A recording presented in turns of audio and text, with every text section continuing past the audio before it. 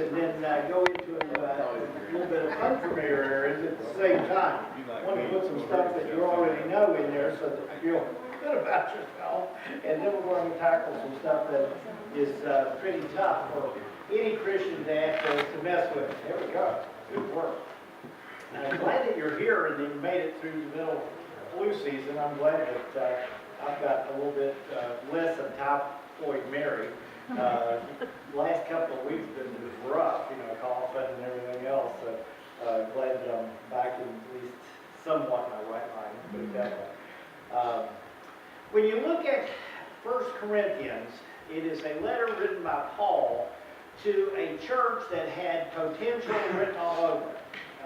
It had money, influence, metropolitan feel to it, great ministry all the way around. However, had some inherent problems that comes with living in a metropolitan area.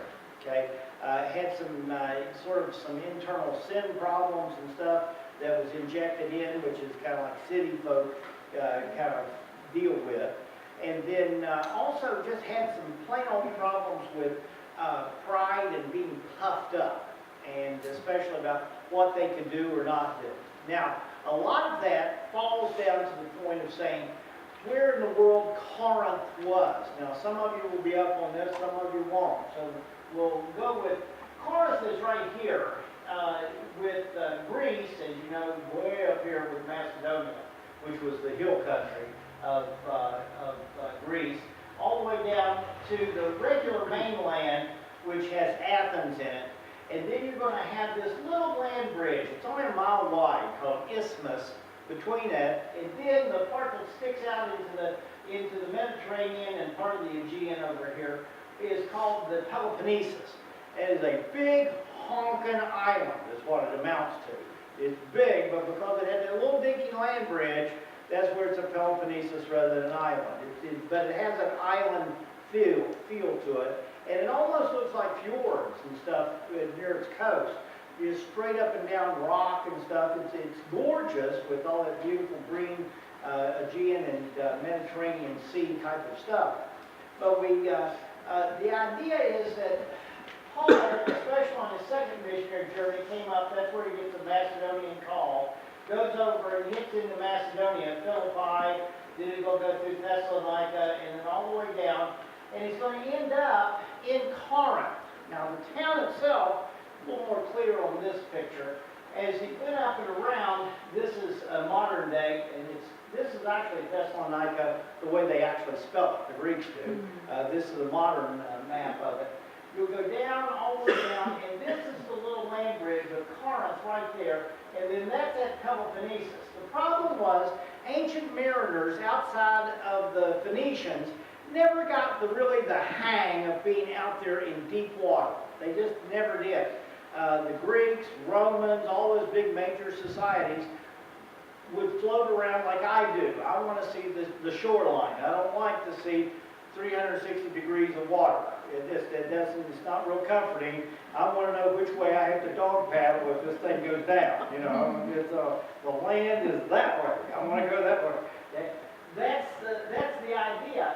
The trouble is, when an ancient mariner would come to Corinth, he would literally have to go around like fingers all the way around, and it would take the better part of a week to get around the Peloponnesus. Sometimes longer if the wind wasn't right, because you didn't want to dash yourself up against the side of the rocks and all that, so you want to keep it out there a little bit, but it would take a long time to make their way around. The ancients found, okay, if it's that short between this little land bridge and you go from one gulf into the other, so to speak, we just go right across, why don't we find some way of portaging these small vessels across the 1 mile and make some money doing it? And so they did. They put big rollers, like the old rolling pins that your grandma and stuff used to make biscuits with, just a mile's worth of them across, and they would bring the ships up and drag them from one end to the other. Now, while the sailors are watching their ship being drugged from one side of it to the other, they would go into town and have shore leave. as all of you would know, what sailors are like, you know. It says old fishermen never die, they just smell that way, okay? There we go. If you look at the isthmus today, it's still there. Corinth is still there. The ancient city is an archaeological dig, but they have the modern city that is there.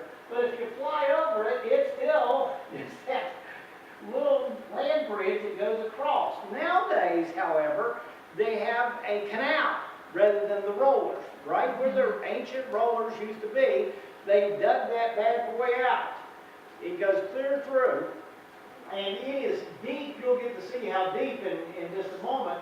But you can go from one end to the other, back and forth. It's a little less than 3 miles. Now, the way that they dug it across there, that's how long it actually is. And it has one of the most unusual bridges. These bridges are fixed bridges, and they're so high that those high-mast sailboats and stuff can go right under it. It's way up there. The one bridge is the odd one. I was always used to those South Florida bridges that would either do this number or just one side, or do the turn deal where it could turn in between. Especially the ones that did the big one where you pull it up and you let the stuff through, or the two that does this. This one is one of the only bridges in the world that submerges. It actually goes under the water. It is like 2 big giant ladders on the side of it, and the canal itself is only 26 feet deep.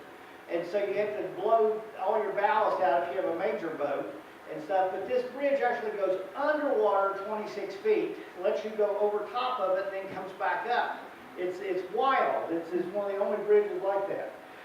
They actually dug the ditch back in the late 1800s, about 1882 or so, and they finished in 1893. They cut it, literally the rock and stuff, exactly where those rollers were. And if you look at it today, it is fun, you know, and they just bring their boats and stuff right through it. It's like one of those one-way deals. You have to wait till everybody goes this way, and then everybody goes that way. You go past in the middle. I thought this was just such a fun picture. You get an idea of what it looks like. I don't know why. That just looks fun to me. Yeah, of course, I've got to get a board that is about 6 feet wide and about, you know, something that can hold me up. But to me, that just looked fun. But you get an idea of how tall this thing actually is. Now, you think, oh man, you know, there they come through. No. They bring big vessels through it. It's just that they have to blow all their ballast out, and then they get it as light as they possibly can, and then have a tug pull them through. No kidding. It is like feet on each side of it as they kind of scrape their way through that bad boy. To me, it just scares you to death. Okay? The trouble with Corinth is a whole lot like New York City. New York City thrives because it has an active port in town. It brings stuff from all over the world in, and has done that for centuries, literally. And so the idea is there are port areas and stuff. There's a Statue of Liberty, by the way, if you want to see that. Okay? And Ellis Island, if you want to see that too. You can make a real argument about that in modern politics. Okay? But the whole idea is this area here supports all this over here. There's a lot of, you know, high-end business and entertainment and that kind of thing. But over here is where really bucks are brought in. It truly is. Ask the Teamsters. They'll tell you, where the money actually is. My dad is a Teamster, so that's that. The problem is that city is a whole lot like Corinth. Ancient Corinth was a center, a mecca for the world. It didn't look like just a little Greek town. It was a metropolitan city because it had sailors coming from all over the world all the time. It was inundated with that. With that, you had temples and that kind of thing set up to every little g god known to man. And it was really a cosmopolitan and nasty town in all sorts of ways. You ready? Here's their big public bath that is there. The phrase was, where the world goes swimming together, and they did. The thing of it is that the Corinthian church was specifically designed and gifted to meet that need. And there was an oddball need where you have literally the world coming to you on an ongoing basis. They didn't have to go on a mission tour. Their mission tour came to them every day. Now with that giftedness that came was being able to go down to the docks and supernaturally being able to speak their language coming out. They're coming out with Koine Greek, just regular fish market Greek, in their heads, but what's coming out of their mouth may be an Ethiopian dialect. It may be some speak from India or Rome with Latin, or some Anglo language and stuff of the Anglo-Saxons, you know, all that kind of stuff. That's coming out, of which they have no idea what they're actually saying. What's in their mind, they're coming out just trying to say the gospel to folks. What was coming out was a whole different language, but it was the gospel going out. That was what was important. That's what that biblical tongues is all about. It is a foreign language that is spoken under a miracle situation for other folks to hear the gospel. That's the whole point. The Corinthians, however, did like everyone else does, is if you have a bright gift, is that they thought, we're hot stuff. And some people were actually gifted in to go out and be able to speak 2 or 3 or 4 of these different languages. And so more and more, they went out less and less. Until finally, it was just church house activity. That someone would bounce up in the middle of the service and say, I have a word from God, and they would start ripping this stuff off in some other language. Well, someone from over the other side would say, I have the gift of interpretation. I can interpret that. That's Ethiopian. You know, God be praised. You know, da, da, da. More and more, they didn't go down to the docks anymore. They didn't talk to people down there. They just bragged back and forth on who had that gift. Now, if you had another gift and you were good at something else, too bad, because this was what was hot. Hot, hot, hot, and it was molten. Paul gets a hold of this and says, you've missed the entire point of this. You're gifted, and you're blowing it by keeping it inside the 4 walls and then rubbing everyone else's nose in it at the same time. Here we go. 1 Corinthians chapter 12. That's why 1 Corinthians 12 through 14 is a huge slam with a rose right in the middle of it. It's kind of fun, but the 13, 12, and 14 are just beat you up real good, and he puts a rose right in the middle of it. We'll go through it real quick. It says, now concerning spiritual gifts. Now I want to show you something with your English translation. It says here, anytime you see an italics, that means the English speakers are going, this is Greek or this is Hebrew, but we really don't know what to do with this real well. Gift in English sounds good, so we'll stick it in there. But the ancient language doesn't really say gift. That's when they put it in italics. So anytime you see italics, don't put your full theological weight on that. Even the experts are going, we're kind of skating on this one. The word gets clearer as they go along. Now concerning spiritual gifts, brethren, I don't want you to be ignorant. That's a great way of starting a conversation about this. I don't want you to be ignorant. You're not stupid. You're articulate, you're urban, you're urbane, all that kind of thing. You're not stupid, you're just uninformed. Don't be ignorant. Right?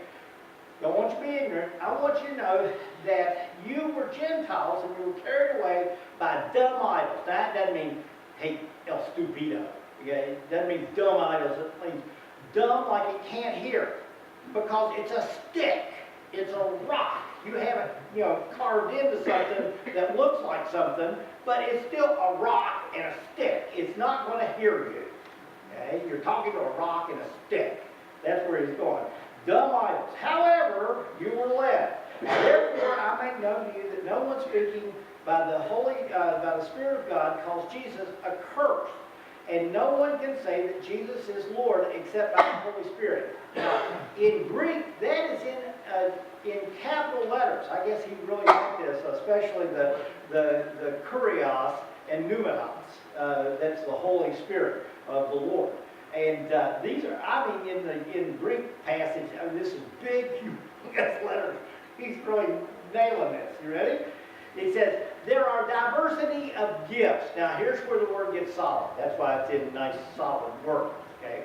Is realize that in Greek, there are 3 words for gift, and I brought them to you so that you know those words.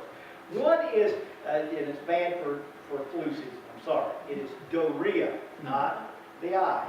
Doria, okay? And doria is a gift given by God. Now, it is not like a spiritual gift, it's a gift. Hey, you need something?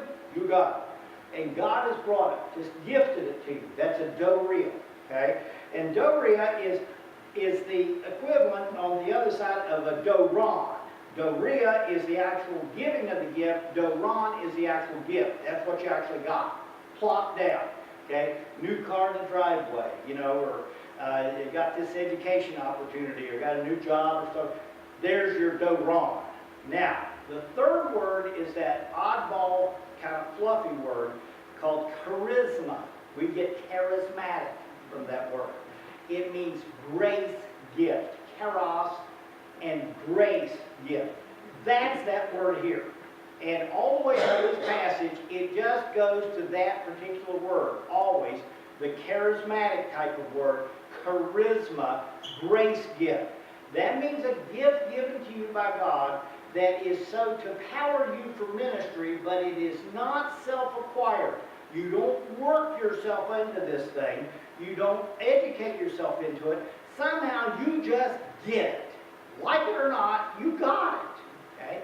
Now, it may not be your normal gift. You know, you may be a school teacher or a lawyer or a bank person or whatever. The idea is that's great. And you can do that spiritually all you want. You know, work for a church or whatever and use your gift for that. But this is an oddball gift that somehow surprises you even. That you have it, but you have it. And the way that you can tell it is that it's the gift that does not cause you to get so tired doing it. It's a gift that you do with church or with spiritual things that you get up in the morning and go, yeah, I got this, and I can do that. Do. And it doesn't feel like it's being put upon you. Now, how many times have you ever gone to a, you know, like not necessarily this church, but an established church and roll in the parking lot and go, oh, here I go again. You know, I've got to teach the 3-year-olds. Again. Why did they ever talk me into this? It's a black hole. Once you get there, you never get back out. You know, why did they talk me to work on this committee? Again. Oh, I can't stand it. That's not your gift. Your gift, you get out and go, oh, there's something to be done? Do it. Here we go. Whatever that is. There are diversities of gifts, but one Spirit. Okay? Same Spirit. There are differences in ministries, but same Lord. Now get that, because that's the whole sermon today. Okay? I want you to understand that there's a whole bunch of gifts, whole bunch of ministries, one Lord that brings all of us together, puts us under the whole same umbrella, you might say. And there are diversities of activity, but it is the same God who works all in all. Okay, same God. Now, don't get scared with all the words. I'm going to put them out for you, okay? God's going to distribute it. Verse number 7, 1 Corinthians chapter 12. But the manifestation of the Spirit is given to one for the profit of all. Common good. Your charisma, your grace gift, is given for the good of everybody, not just for you. Are you seeing where he's going with the Corinthians? That being able to do, a few of you who can do those language things, okay? That's not given for you. It's given for the whole bunch so that you can get out of there, go down to the docks and talk to people who are nasty sailors who need to hear this because they just hit town. And it would be good for them before they get down to the temple of Diana or whatever to meet you instead, and so that you throw the gospel in their face and say there's something other than just primal in your life. Here we go. 4, one is given the word of wisdom through the Spirit, and the other word of knowledge through the same Spirit. Now, back and forth, this is going to go from same to different to same to different. And to another faith and of the same Spirit, and other gifts of healings from the same Spirit, and from another gifts of miracles and of prophecy, and of discerning of spirits, and of different kinds of tongues, and then to interpretation of those tongues. But, here we go, verse 11, one and the same Spirit works all these things, distributing to each one individually as He wills. It's not you pick what you think is important, and then you develop that so that you can do that. This is a God picks you to do something. And He wants you to do something at church or spiritually, and He's gifted you to do it. Just do it. Don't worry about everybody else. It's for the common good, but you worry about you and worry about what you can do with what you're good at, and you just literally just do God's will in your life as He sees fit, not as you do. The Corinthians were going, gee, I wish I could speak in those languages too. You know, man, they look so good doing that kind of thing. Oh, it was rough all the way around. Here it comes. 4, there's one body and has many members. And of the members, one body being many, and there are one body also in Christ. 4, one Spirit, we were all baptized into one body, whether Jews or Greeks, whether slaves or free, and we were made to drink out of one Spirit. But in fact, the body is not one member, but many. Now he's going to put us into an illustration. Paul is going to liken the church into a human body standing there. Okay?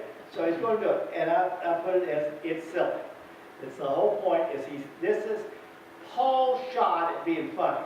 Okay, so here it comes. Right here, Paul's funny. So if the foot said, because I'm not a hand, I'm not part of this body. I'm going to take my foot and go home with it. I don't know how you do that without a leg, but you know, somehow the foot just kind of rolls itself, whatever. So, therefore, I'm not part of the body. If the ear should say, because I'm not an eye, I'm not part of the body. Is it therefore not part of the body? No. If the whole body were an eye, just a big 6-foot squishy eye. There you go. Don't even have an eyelid, can't even close his eyes. He's there, giant eye. I told you he's trying to be silly. Okay? We're an eye, well, where would the hearing be? You can talk to it all day long. And it couldn't even say what. It just look at you, okay? So it would win a staring contest. Okay, there you go. Yes. And the whole thing we're hearing, where would be the smelling? But now God has set the members, each one of them, in the body as He has pleased. See where He's going? He's hammering you with it. And if there were only one member, where would the whole body be? The whole point is, a body that depends on a ton of different member parts making up one body. You know, it's got to have some hands, some arms, some legs, head, ears, mouth, nose, all those kind of things for the senses. To do what bodies do, it needs a whole lot of things in coordination with each other. Ready? For indeed, there are many members, yet one body. Then he goes through it. Says the eye can't say this, the ear can't say that. All those little parts, you know, your hand goes, I don't need the rest of you. You know, it's like, well, let's chop you off and see how you do laying there on the floor. You know, okay? Because that happens sometimes, you know, an accident. What does that hand do anymore? It doesn't do it, it just lays there. Okay? That's the whole point. But God composed the body, having given great honor to the parts which lacks it, that there should be no schism. I love that word. We don't hear that anymore. It's one of those oddball words that we used to do, you know, 40, 50 years ago that we don't do anymore. schism within it. That means no divisions. I don't want you fighting one another. The body doesn't fight itself. You know, the leg doesn't get up in the morning and go, hey, I'm not working today. Now, I know. I've got 2 titanium knees going here. And every once in a while it decides, you know, this is not my day. This is not it. But the rest of the body says, it's got to be your day or we're not going anywhere. So, okay, we'll make it work. We'll do this thing. And then after a little bit, okay, they're functioning. Here we go. Let's go get them. Yeah. But literally the members should have the same care one for another. See the common good? Is that you're not just alive to serve you. You're alive to serve so that the family, the body, is served. Because some are noses, some are eyes, some are hands, some are feet, some are, heads, and some are the neck that turn the heads. They're usually called wives. Okay? That kind of thing. The whole idea is that there are a ton of different things in coordination which makes just a normal body. Now I'll give you a hint because I've seen a ton of them. Every church is specifically gifted with the group of folks that make an entire body. No matter how small a church is or how big it gets, that's the thing God does. It's not us. The problem is we like to pick and choose those that we really like, those body parts and stuff that we really like, and sort of ignore and sometimes, downplay the parts that we don't think are really important. Okay? The idea is God says all those parts are important because it makes the whole body function, period. Even that little back thing in your throat that hangs down and stuff that, you go and actually know it has a name. I just say it's a little hanging down. Okay? All that has a function, and you're all going, I'm that little hanging down thing back there. I know how it goes. Ready? If one member suffers, then all suffer with it. We're good at that. Churches are excellent at that. We have 2 or 3 families that we're going through right now. It aches, it hurts, we all feel it. We're in Cancer of America with Becky right now. I mean, the whole church goes through it, right with it. And that's the way it should be. When one member suffers, we all suffer. This we're not so good at.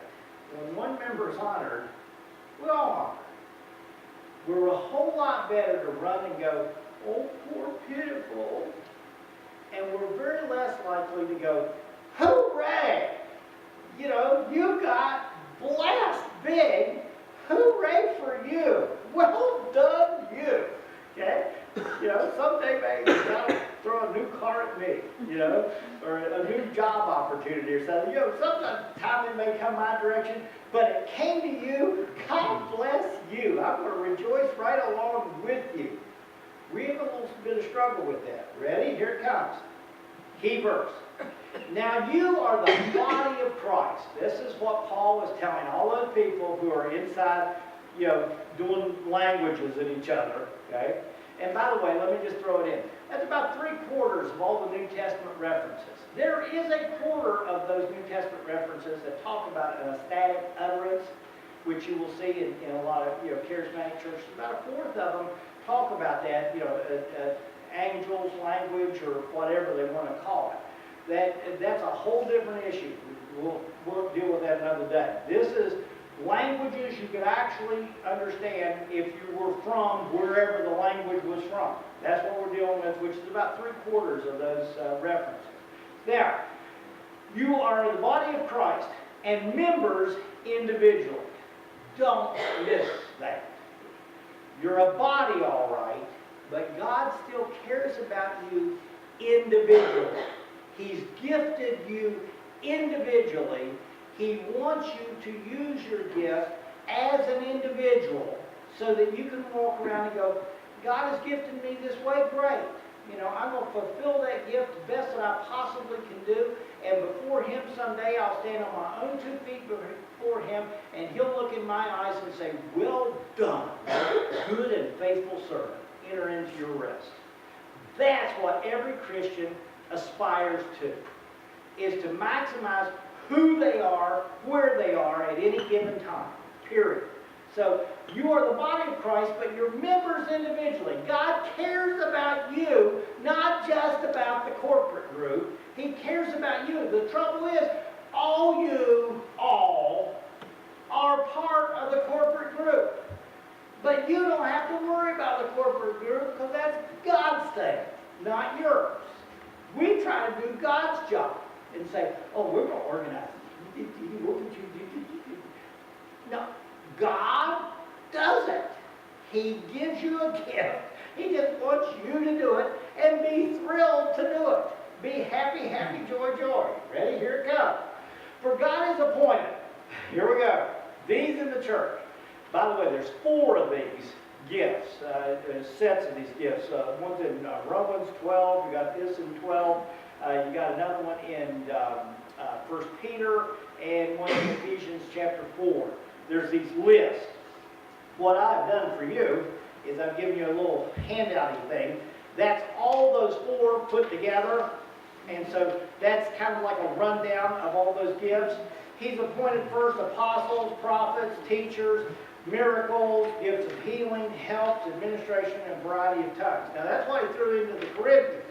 Now, with all the other ones, and if you put them all together, there's evangelists, prophets, teachers, exhorters, pastor shepherds, or sometimes they even throw pastor teacher in there. They have mercies, and also the mercy showers, gift of helps, really is what it's called, and gift of mercy. The server, the giver, and the administrator. Okay? Now, all those are gifts. You can take that thing home and look at it. The whole idea is, what you're supposed to find is, where in the world has God gifted me? And if you pray about it, you read about this, it'll come to you. If not, get a close friend who's honest, isn't just trying to puff you up, who's honest and say, well, you're really more one of these or one of those. Evangelist, someone who's really worried about the gospel going out. They just are really concerned about that and somehow have a knack of turning, whether to use ketchup or mustard on that product into a witnessing tool. I don't know how they do it, but they do it. And believe me, there are about 10% of Christians who are good at that. The rest of us try hard, okay? But some people just naturally do it. They look at any situation and say, how can I get the gospel in there? I know, someone dropped a, jar of pickles on my foot at Walmart, but so I will turn this into a witnessing jar. It's like, how did you do that? But here we go. Then there's the prophet. The prophet is the one who loves to just get forth the truth. Thus says the Lord. Roar, hellfire and brimstone type. Okay? Roar, here's the way God sees it. Roar, there it is. He's a prophet. Wants it out there. Teacher, the one who wants to take God's word and somehow get it out of your cranium into someone else's cranium. That's the whole idea. How in the world can you get all this information into someone else's head with a little heart attached to it? Okay? The exhorter, that person who has pom-poms. Serve the Lord. Here we go. We can do that. S-U-C-C-E-S-S. Yes, how it spells like that. Yay! God. Okay? There's exhorters. You can do this kind of thing. Pastor, teachers, shepherds. Keep the flock together. Let's all go this way. Let's try to take care of you along the way. That sort of thing. Mercy showers. Now, mercy shower is someone who just looks across the room and goes, oh dear, that pitiful person. My heart just goes out to them. What can I do to help that person? Okay? The server, the one who wants to just absolutely, behind the scenes, make sure every need's met. That's their thing. They don't get tired of doing it. They can't help themselves from doing it. Okay? That's just the way it is. The giver, and unfortunately it's about 10%, just like the evangelists of it, they have to be told quit giving. You know, we're all going to go to the poorhouse because you've given it all to church. Okay? Quit giving that much. You know, you're just going to give and give and just give. That's how you feel good about yourself, and it just is a knack for you. Then there's the administrator. The administrator somehow sees above the fray and says, you know, if this moved this way and this moved this way, then we can get this thing going. And so we can get motion in this thing. It's like those old puzzles that you had to move 3 pieces this way to get this one in the right slot. And you move. That's an administrator. Okay? The old illustration for this is somebody walks across in the middle of our foyer carrying a cup of coffee and somehow trips on something that just isn't there, but they think they trip on something. Coffee goes everywhere. Well, you can see it. Just in a moment, in a twinkling of an eye, all at once the prophet says, I told you if you didn't walk right, what would happen to you? And there it is, flying all over the floor. Teacher would say, oh man, you know, there was a cup up here for a minute. You know, if you carry that cup and actually put your finger underneath it, I learned it in lab in 8th grade. Is if you put your finger under it, it balances it out and you'll never spill anything. Also, it means if you pour stuff like acid and it runs down, it's not on your thumb, it runs right down and off the cup. So you can actually put, that's a teacher. You're going, there's a mess all over the floor, buddy, and you're doing it. Yeah, there you go. The exhorter, we're going, oh, so sorry, so sorry. You know, we'll get this thing. Come on, let's get you another cup of coffee. We'll get you going on this thing. Don't worry about that. There'll be other folks. Oh, no, come on. Mercy. Oh, honey, this could have happened to anybody. You just come on in here and sit down so nice. The server's going, you know, where's the mop? You know, we got to get this thing cleaned up. Somebody's going to break their neck. The giver's going, you know, hey, you can have my cup of coffee over here. I haven't drunk it yet, and I'll just get another cup over here. Here, come on in here, that kind of thing. And the administrator is the one who first stands up and says, yeah, Mary, get the mop. Okay, Sally, you go get this. You go get that. We'll get this thing. Honey, you're okay. Mercy here will get you in here and sit you down. You're fine. You can see where it happened. It's a silly illustration, but it works. You ready? Here it comes. I love it. I guess the answer is no. Correct. Here it comes. Is everybody an apostle? Is everybody a prophet? Is everybody a teacher? Does everybody have gifts and miracles? Everybody healing? Everybody do tongues? Do all interpret? Answer is no. You don't do it all. That's the whole point of the whole body, is that you need everyone else. And they need you simultaneously. But earnestly desire to have the best gifts. You want the best gift is? Your best gift. That's it. It's not that any more tough than that. And yet, I will show you a more excellent way. Hang in there. Don't get scared. Here it comes. But, here he throws it in. This is the rows in the middle. Okay? He nails them in 12, nailed them in 14. In 13, he says, though I speak of the tongues of, if I speak with the tongues of men and of angels, that's that aesthetic utterance thing, okay? But have not love. Now, we're going to get into that love. That is agape love, expecting nothing in return. The Greeks had other names for love. Philios, like we get Philadelphia, brotherly love, how buddy old pal. Okay? Eros, which is a married kind of love and all that kind of stuff. They had other kind of loves. This one was so high and lofty that they never used the word agape. They just never did, because they thought this is high and lofty. It was the Christians who co-opted the word and put it into spiritual realm. This is expecting absolutely nothing in return.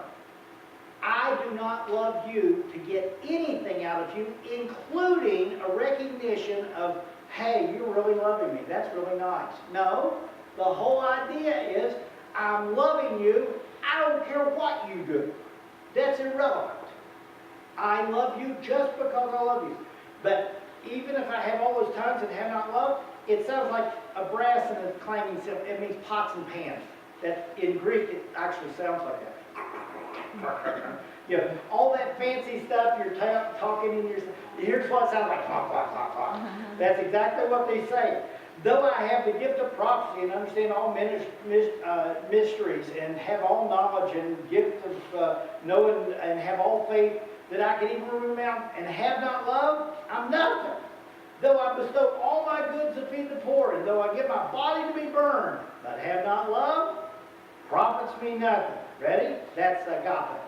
But love suffers long, is kind. Love does not envy, doesn't parade itself, not puffed up, does not behave rudely, does not seek its own, is not provoked, thinks no evil, does not rejoice in iniquity, but rejoices in the truth. Love bears all things, love believes all things, love hopes all things, love endures all things.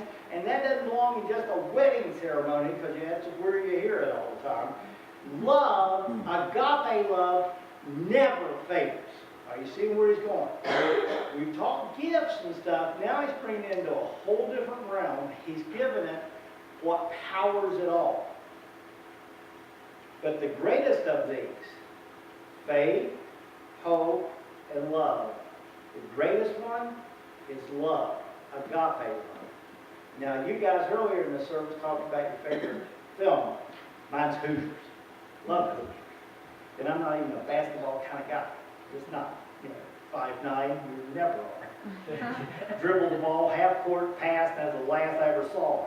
It's like, I could get it half court and throw it, and the big guys did their thing, and I just got to stand back there and watch them hit each other. It's great. Hoosiers, great film about a coach who has been defamed and fired. A successful coach, Norman Dale, is Gene Hackman, played the opening credits, have him rolling in this old DeSoto-looking car and stuff in the middle of nowhere, Indiana. He gets a ragtag group, but that's his entire team, and actually that gets whittled down when smart Alex have to leave. But he sees them, they're just raw talent, nobody to speak of. They're undisciplined and don't have the fundamentals down. He is surrounded by the nemesis over here, the local guy who's been practicing the team wrongly, but he's local, so that you should know that by living in the town we do. Okay? He's got smart aleck players that don't want to play. He's got fellow teachers that think he's an old washed up hag. Okay? He's got the locals who don't like anybody from the outside. Sound familiar? Right. There we go. And then the poor guy has a dad that he's trying to rehabilitate a little bit because he's a raging alcoholic, and he tries to get him Dennis Hopper does this so well. Got an Academy Award for supporting actor on this thing. He tries to be, dry himself out and then falls off the wagon and dry himself out. During the course of the season, ups and downs happen, but he tries to keep them on focus. Keep the right thing, keep it together. He would, over and over, 5 men on the floor, acting as one. 5 men on the floor, acting as one. Be together, be a team. Even the little shrimp of a guy who's the worst one on the team has to hit 2 shots in the clutch situation for them to go forward in the playoffs. And finally, this little team of 64 people in the entire high school wins and gets to go to the tournament that they face mighty South Bend. Over 2,000 enrolled in their school for the Indiana High School Basketball Championship. They didn't have divisions and stuff and levels. You just had to go up. So he gets this little nothing school playing this big mighty school. At the end of it, he's sitting in there getting ready for the pregame, go out and shoot their shots and stuff. He says, time for big speeches is over and all that kind of thing. Do what got you here. 5 men on the floor, playing as one. 5 men on the floor, playing as one. They go out, they get hammered, way in a hole, start pulling their way back, inching their way back, till finally at the end, they tied the game with a few seconds left. They get 1 shot to try to make it. You don't want to go in overtime with this great big tall team. You just don't want to do it. And he calls a play, and he says, my major player, I'm not going to have you shoot the last shot. I'm going to decoy you and have someone else shoot it. All 5 players stand up and go, ah. And he goes, what's wrong? What is it? Jimmy Chiplin says, I'll make it. Okay, give the ball to Jimmy. and all the rest of it spread out. Get as many people away from me as I possibly can. I'll make it. And with 2 seconds left, Jimmy shoots, and he makes it. Little Hickory High beats Mighty South Bend for the big title. They have a big picture sticking up. In fact, if you go to, I think it's Kingston, Indiana, they still have the gym that they use to shoot this thing in. And the picture is still there on the wall, the whole business. And you can rent it. And I know a lot of business guys go up there and have their picture made and get Hickory outfits and everything else to have their picture made in that gym. The idea is 5 men on the floor, acting as one. 5 men on the floor, acting as one. When he brought all those kids together before they went out to face that big struggle at the end, the real clue came in. It says, I love you guys. Love you guys. Now abide these, faith, hope, and love. The greatest of these, agape love. We can be as gifted as we want to be. Love is what holds us together. Let's stand as we pray. Lord God, we ask you this